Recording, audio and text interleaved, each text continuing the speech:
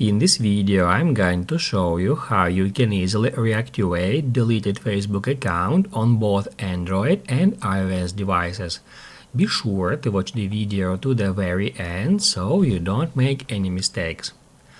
Let's get started, guys, and you just need to keep in mind that in order to recover a Facebook account, no more than 30 days must have passed since you requested its deletion. If you did not delete your account but simply deactivated it, you can also recover it in the same way that I'm going to show you. Basically, guys, all we have to do is just open up Facebook app on an Android or on an iPhone, and then you just need to enter your mobile number or email right here at the first field and your password in the second.